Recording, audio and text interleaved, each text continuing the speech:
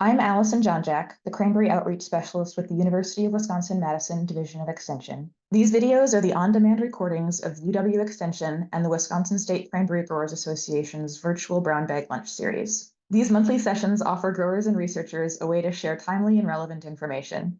We hope you'll enjoy and continue to engage with us. Hi, everyone. My name is Grant Holly. I'm the Executive Director of the Wisconsin State Cranberry Growers Association. We are very happy to be able to partner with UW Extension to bring you the research needed to be able to navigate our ever-changing environment. I'd like to thank all of our speakers today for their valuable time and leadership, the growers for joining us, and Allison for being the catalyst from which all of these sessions rely. Thank you so much. So crossing over into noon for the February brown bag, first brown bag of 2026. I want to welcome everybody, and we're kind of we've moved from recap of last season to the preseason of this coming year. So in terms of housekeeping, want to let people know that these are being recorded. We have the ability to either unmute yourself and ask a question or type a question in the chat. If you'd like to ask a question anonymously, you can use the drop down to Allison, and I will ask that question anonymously on your behalf. Otherwise, you can ask a question in the chat directly to everyone. We have closed captions on, and if you don't see those, the ... closed captions will let you display those for yourself. I'll give us a quick rundown of the agenda for today. I'll see if the Growers Association are here to give a welcome, and then we can kick things right off. So one of the classic Cranberry School presentations is the 2025's weed screening trial results, and Jed is going to give us that today at this brown bag rather than at Cranberry School. Then the next chunk of the hour, Ryan Alpers and Chris Salzwedel will give a presentation on the nitrogen optimization pilot project that they did at Salzwedel Cranberry. And finally, Wednesday Coy with Wisconsin DATCP will be giving a presentation on the farmland preservation tax credit program that has popularly not been understood that it might be helpful to cranberry growers, but in fact it might be. So we're going to give that an overview there. I will check, is Grant here, or Anne, would you like to say a quick hello on behalf of the Wisconsin State Cranberry Growers Association? Yeah, I'm not sure if Grant is on. Hello. I do want to let everybody know that the brown bags are also on our website. So at wiscran.org, you can go there and click to watch all of the brown bags that you have recorded. And then I also wanted to let everybody know too, just for future reference, there is now a calendar of events on our website. On the main page, it says 2026 upcoming events.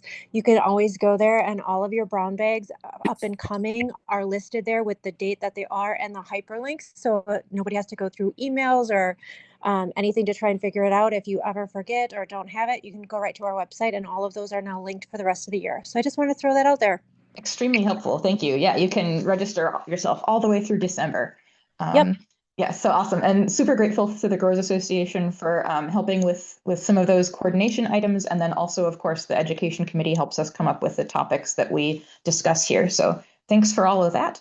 All right, can you see me? We see you. Thank you, Ryan. Go ahead. Awesome. Yeah. Well, thank you, Allison, for the introduction. I was planning on saying a thing or two about NOPP myself, but you covered that base pretty well. I really do just want to further highlight the fact that, this is producer-led research. Chris came up with this idea. He deserves to get appropriate credit for applying for this grant, setting everything up, doing the work, being willing to adapt his nitrogen application things, procedures in the name of science, and that myself and the Miro Lab, we were really just here for support. We helped with data collection and analysis, but again, all the flowers to Chris for getting this thing organized and running. And with that, the overview of this is going to be pretty straightforward. I'll talk a little bit more about that question that we were seeking to answer with this particular iteration of the NOPP project, touch very briefly on the methodology, and then we'll hop into the good stuff at the end. So, as Allison said, this particular NOPP project was tackling if applying a smaller dose of nitrogen at more frequent time intervals would increase the yield and health of cranberry plants without increasing the cumulative annual application. So, put another way, will smaller, more frequent doses of nitrogen allow the plants to utilize it more efficiently? And I conceptualize this myself with a little analogy. You may be familiar with over-the-counter cold remedy things like Emergency. And these products claim to work by bombarding your system with over 1000% of the daily vitamin C needs levels that you need.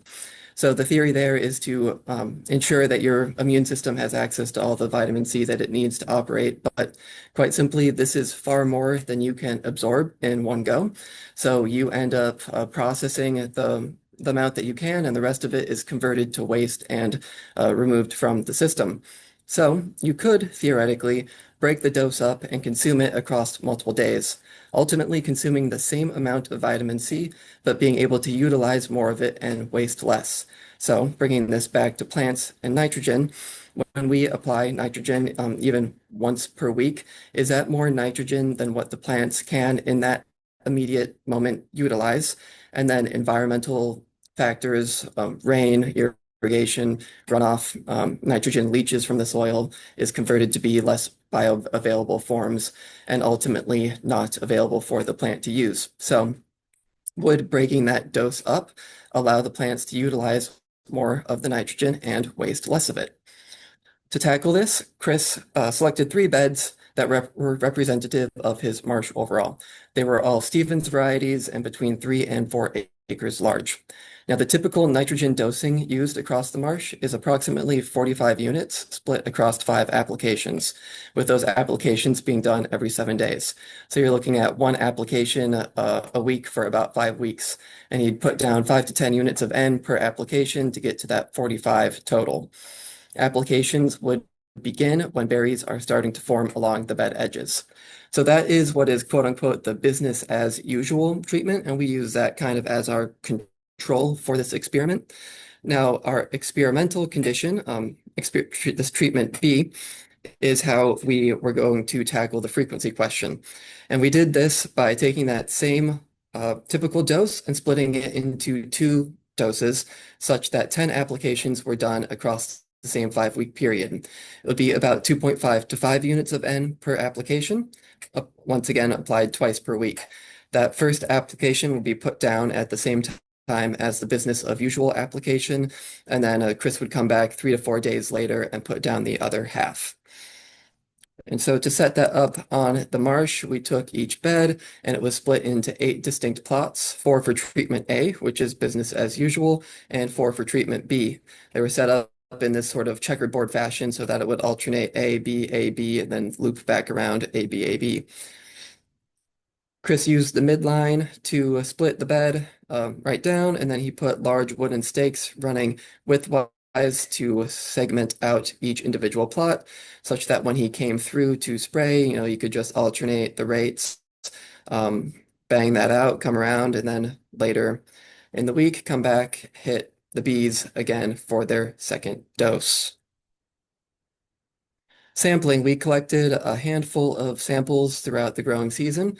Soil and tissue samples were collected at 3 different time points, the first being pre-application before any of the nitrogen went down in June. Then we came back in about halfway through around week 3, middle of July, took another round, and then again at the end of the season, which was early to mid-September after all the applications had been done. Those soil and tissue samples were sent off to AgSource for analysis using their general cranberry packages that they offer. Then we came back out in early October and collected fruit as a harvest sampling. We only collected fruit at this time point, and we took one 1x1 square foot plot from each treatment in each bed. We looked at various fruit traits, so I'll touch on that later, but we brought those all back to UW, and those were all analyzed in-house by us in the Mura lab. Something else that we included, that Chris wanted to include a technological component, which is something that NOPP likes to look at as well. We did that by flying a multispectral drone weekly during the application period. We flew before and after as well, so we ended up with about 8 flights in both years.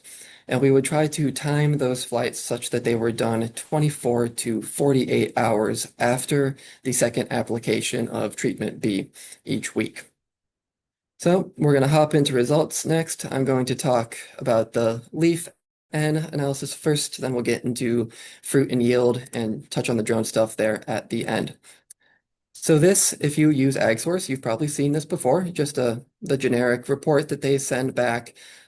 Just including one here to show everything so that you can see everything across the marsh tended to be optimal or looking good. So overall, the marsh management, great, healthy vines, healthy beds, everything was looking good. I pretty much ignored everything in terms of micronutrients and only honed in on this percent nitrogen component.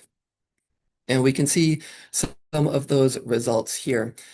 This is broken up by year. So again, we did 2 years, 2024, 2025, broken up by year, by collection period. And please forgive me for this saying harvest. This really should just say post-application because again, this final selection date was in September rather than in October at harvest. And then each bar here represents one of the beds and one of the treatments.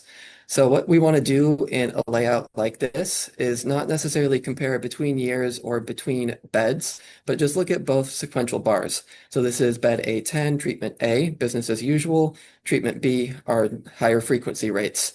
You compare those two, et cetera, all along, and you see a pretty obvious pattern, which is that these error bars are overlapping between the two comparisons every time, which implies that there is no statistically significant differences in our leaf percent N in these tissues. And that is seen on every single comparison that you can make. Now, no statistical significance doesn't mean we can't still look at the data to see some potential trends. We just can't make any firm conclusions about those trends. With more sampling, more time, you might be able to hone things out and be able to make more official conclusions about them.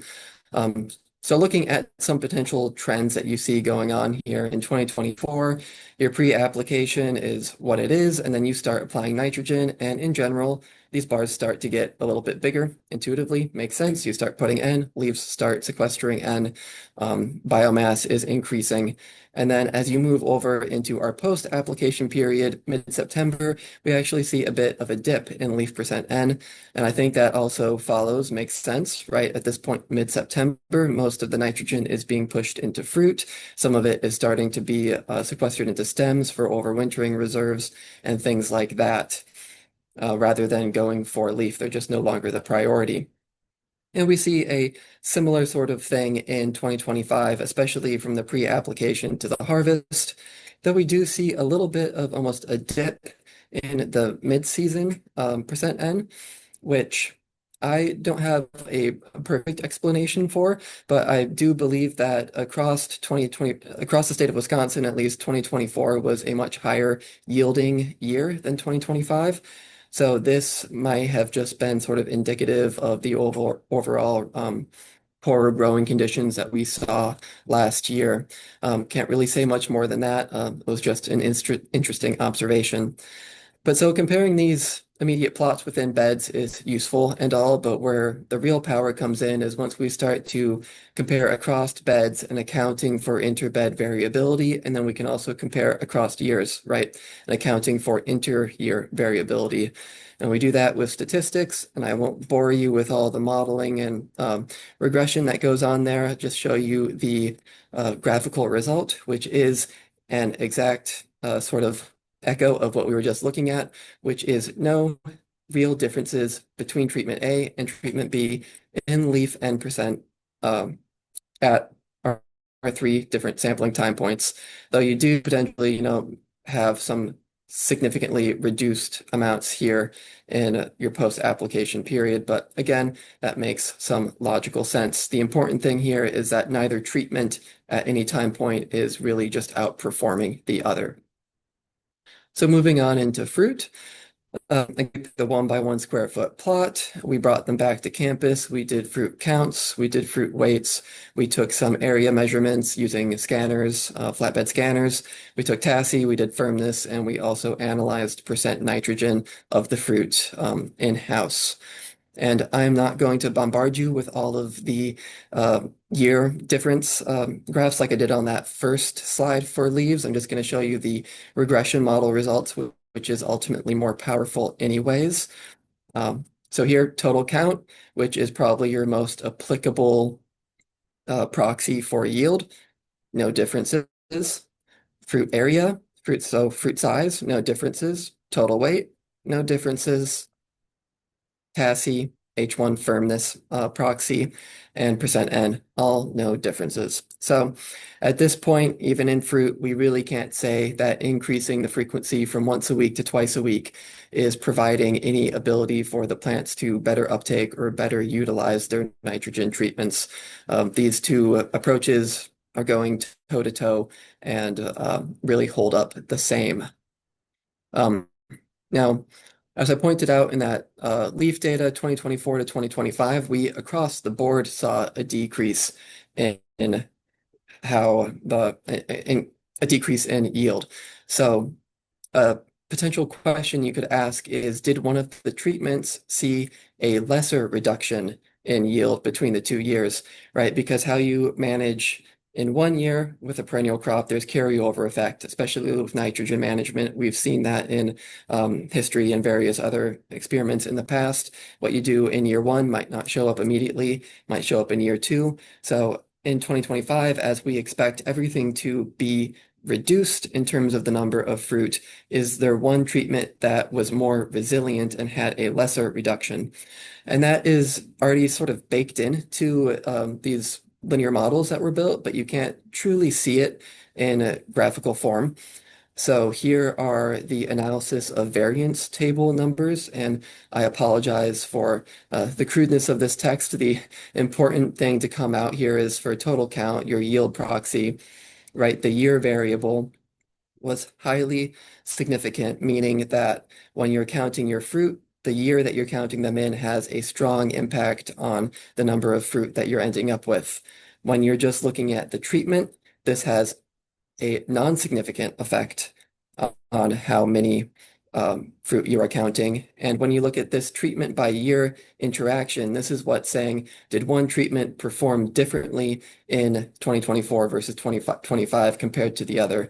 And we again see highly insignificant. So both of these treatments were affected by whatever happened in 2025 the same way. There was no immediate carryover effect that we've been able to detect thus far.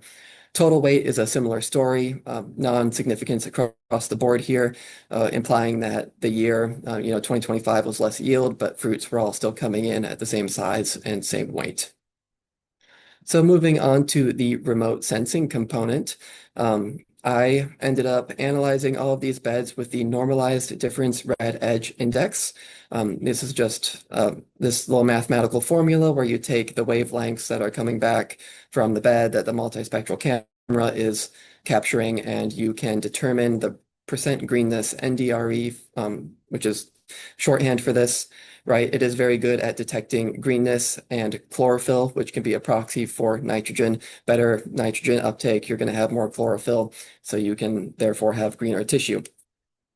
And this is a little bit better than a common used indice known as NDVI, in that NDVI often tends to saturate in full canopy situations. So when you have overlapping leaves, it isn't as good at detecting differences. NDRE is able to do that by accounting for this red edge wavelength, which penetrates canopy better. So zooming in here on just one image, again, I'm just going to show you one rather than showing you all 24. It gets a little overbearing and therefore repetitive, but you can just do like an immediate eye check, right? So here's all of our plots. Again, we were checkerboarded. So A versus B, B, B, B. When you look at this immediately, there isn't any area that really jumps out, saying that the A's are all more red than the B's. You might say that this B is the greenest section of the whole bed, but I would argue that this B over here is the most red. So it's really just comes down to the interbed variability, which is what we, captured by sampling everything differently here. So to get the NDRE values officially out, I did even a further subset of these plots so that we can avoid any edge effect or any carryover, and really just calculated a mean NDRE value for these middle plots. And if you've been paying any attention, you can probably guess what that all looked like, which is no strong significant differences between the treatments at all the different flight dates that we did. Now, if we go back and we look at the trend again, we can actually see some significant trend going on where late in the season, there is significantly more green biomass in the bed than early season, which is to be expected and implies, again, that management on the marsh is going well. Everything is moving in the right direction. You're getting more green tissue. You're getting green fruit that are popping up that also have some chlorophyll in them and therefore are going to show up in NDRE, which is partially how I would explain in 2025, two of our sampling dates, right, were pre-application June 13th and our mid-sampling point July 17th. In our leaf data, we saw a, non-significant decrease. Here, we're seeing a non-significant increase in NDRE, but I would really just chalk that up to the fact that you are not necessarily having each individual leaf having more nitrogen in it, but there is more green biomass throughout the bed as a whole. At this point, you definitely have green fruit that are in the bed as well, contributing to these values. So interesting little trend there, but still overall, not anything to say that one of the treatments is better than the other. And so what about soil? Again, this is the ag source report that they'll send back, and you will note that there is no column for percent nitrogen. Now, percent nitrogen in soil is actually a relatively difficult thing to measure. It's present in such low percentages that you need really specialized, highly precise equipment to get it done. So a lot of these companies don't immediately offer it in a base thing. You guys are all applying it anyways. You're probably not running into a situation where you have too much that you can actually measure through these types of analyses. But we tried ourselves, again, with the analyzers that we have here on campus. We brought all of the 2024 soil samples back. We ran them.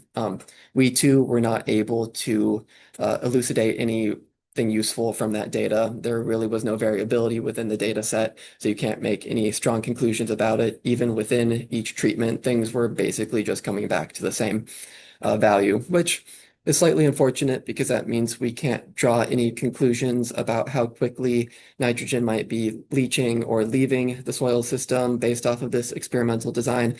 But that also wasn't really the goal, right? We were more focused on some of those yield proxies and yield characteristics with this nitrogen application strategy.